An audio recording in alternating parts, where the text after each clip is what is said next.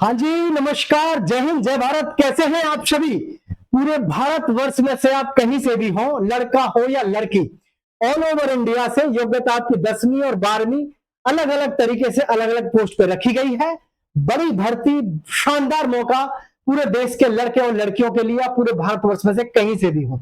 साथियों, इस भर्ती के बारे में पूरी जानकारी दूंगा मैं आपको, लेकिन आगे बढ़ने से पहले मैं आपको एक बार ये बता दूं पीडब्ल्यूडी होता क्या है, और चैनल को सब्सक्राइब कर लेना। प्रत्येक युवा साथी जो भी इस समय पर गवर्नमेंट जॉब की तैयारी कर रहा है, क्यों मैं आपको सही समय पर पूरी जानकारी यहां पर प्रोवाइड कराता रहता हूं प्यारे बच्चों। तो सबसे पहले मैं आपको बता दूं पीडब्ल्यूडी होता क्या है। प्यारे बच्चों, पीडब्ल्यूडी का मतलब होता है पब्लिक वर्क डिपार्टमेंट, यानी कि लोक निर्माण विभाग। पूरे देश में आप जगह जगह देखते होंगे रोड कंस्ट्रक्ट होती हैं, यानी कि रोड बनती हैं, हाईवे बनते हैं, बड़े बड़े सरकारी भवन बनते हैं, ऑफिस बनते हैं। हर काम को कौन देखता है? पीडब्ल्यूडी। पीडब्ल्यूडी अपने आप में बहुत बड़ा विभाग है, जिसमें कि प्राइवेट रूप से भी लोग काम करते हैं संविदा पर, और सरकारी तरीके से यानी कि गवर्नमेंट की तरफ से भी काम करते हैं पीडब्ल्यूडी में। बड़े बड़े ब्रिज बनते हैं, जो फ्लाईओवर बनते हैं, सबको कौन देखता है? पीडब्ल्यूडी देखता है, जिसका बहुत बड़ा विभाग है साथियों।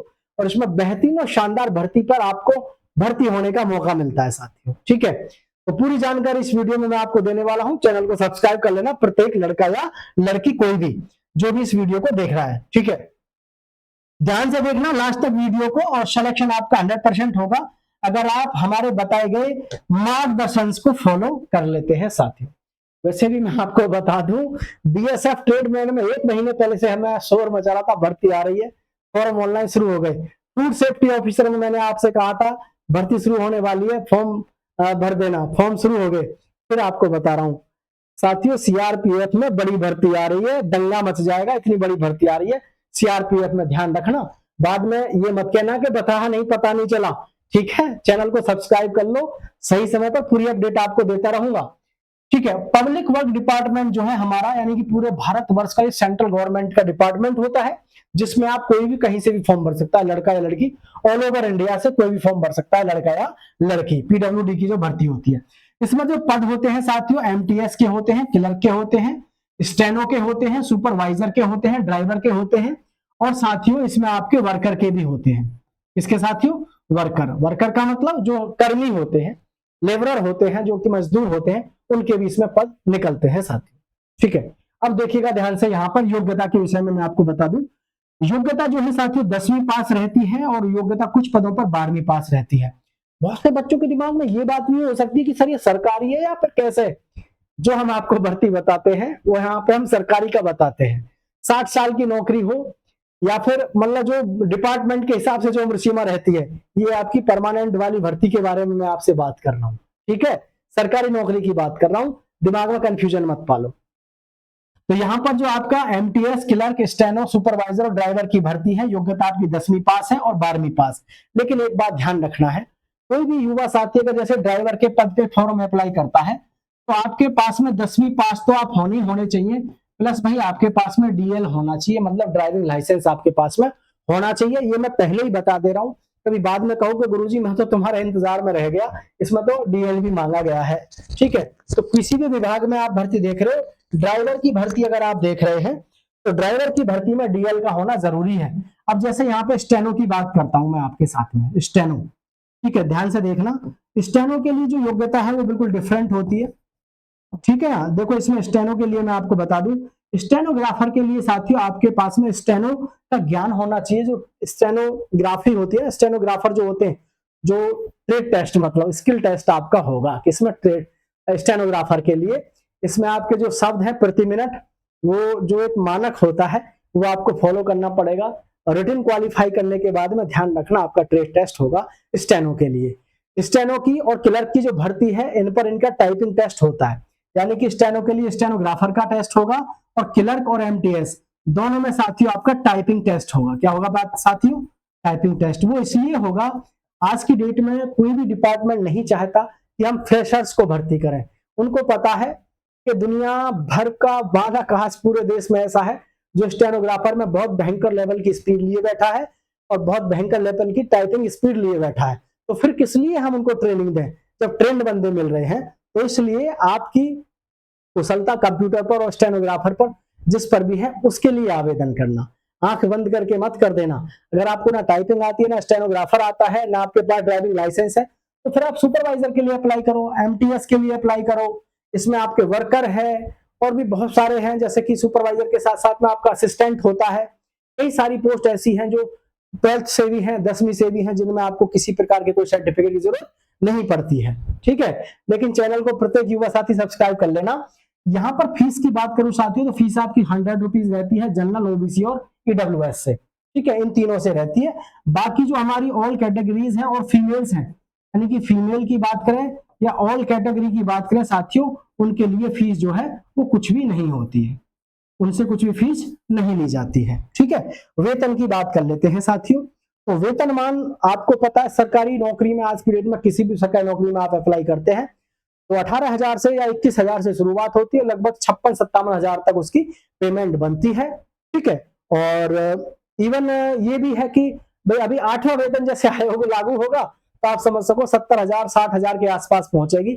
10वीं हो या 12वीं हो, वेतन तो सरकारी में बढ़िया ही मिलता है। ठीक है, और ना काम कितना लोड रहता है, काम नहीं करना पड़ता है तो हिसाब से ही करना पड़ता है। ठीक है, उम्र सीमा तो ऐसी जो सेंट्रल गवर्नमेंट की जॉब होती है, जैसे डीडीए है, जैसे आपका ये है फूड ऑफिसर है, इन सभी में जो भर्ती में उम्र सीमा जो होती है आपकी, जैसे पोस्टमैन है, होमगार्ड है, इन सब में इस प्रकार की भर्तियों में तो उम्र सीमा आपकी पूरी पार होती है।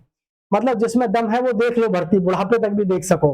जैसे कि इसमें यहाँ पे उम्र सीमा आपकी दी हुई है 18 से 40 वर्ष और एज रिलैक्सेशन। जैसे हमारे भाई और बहन जो एससी और एसटी से हैं तो वो तो देखेंगे 45 वर्ष तक, और जो हमारे भाई बहन ओबीसी के हैं वो देखेंगे 43 वर्ष तक। क्यों? क्योंकि आपको पता होना चाहिए एससी एसटी को 5 वर्ष की छूट होती है और ओबीसी को 3 वर्ष की छूट होती है। ठीक है, तो ये आपका यहाँ से हो जाता है। अब मैं बात कर लेता हूँ यहाँ पर सिलेक्शन प्रोसीजर की। तो सिलेक्शन प्रोसीजर देख लो, इसका बहुत आसान होता है। सिलेक्शन प्रोसेस में आपका एक रिटन टेस्ट होगा, और रिटन टेस्ट में प्यारे साथी आपका क्या क्या होगा, रीजनिंग के 25 क्वेश्चन होंगे, मैथ के 25 क्वेश्चन होंगे, जीके के 25 क्वेश्चन होंगे, एप्टीट्यूड के 25 क्वेश्चन होंगे। टोटल क्वेश्चन आपके कितने होंगे? 100। मतलब एक बात ध्यान रखना, आप सोच रहे होंगे एप्टीट्यूड क्या होता है। एप्टीट्यूड का मतलब ऐसे है, जैसे कि आपने फॉर्म अप्लाई किया स्टेनोग्राफर पे, तो स्टेनोग्राफर से संबंधित आपसे प्रश्न पूछे जाएंगे। एप्टीट्यूड का मतलब ज्ञान से होता है।